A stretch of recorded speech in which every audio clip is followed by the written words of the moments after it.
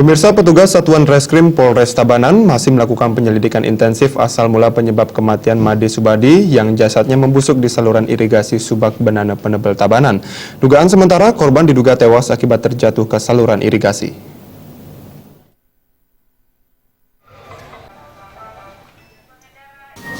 Kasat Reskrim Polres Tabanan AKP Inyoman Supenade mengatakan, jasad yang telah beberapa bagian tubuh menjadi tulang belulang ditemukan pertama kali oleh warga setempat yang sedang mengecek saluran irigasi.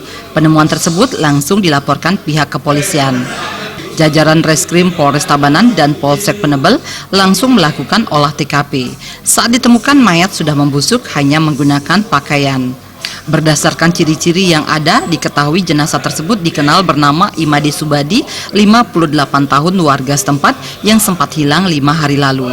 Dengan ciri-ciri tinggi 170, gigi ompong dan beberapa jari kaki putus. Oleh warga, korban diketahui hidup merana seorang diri semenjak ditinggal istri dan anaknya.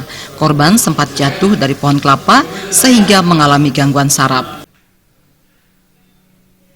Ciri-ciri yang merupakan ciri-ciri tetap daripada kondisi mayat itu sendiri, di mana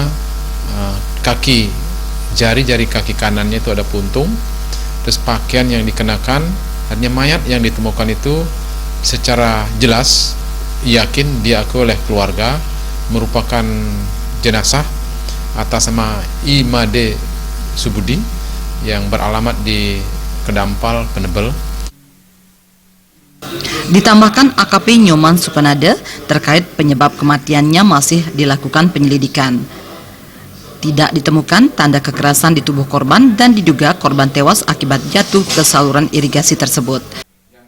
Pada saat ditemukan bahwa tidak ada tanda-tanda kekerasan, namun kami secara sesuai dengan prosedur tetap untuk melakukan penyelidikan lebih lanjut berkait menyangkut masalah penemuan itu. Korban malam hari dengan kondisi yang tidak maksimal, mengalami kepleset, airnya kebetulan musim hujan, irigasinya airnya besar sehingga bisa hanyut. Namun demikian, meski jasadnya telah diserahkan ke pihak keluarga, penyelidikan masih tetap dilanjutkan. Raiswantara dan Wayan Winata, Bali TV.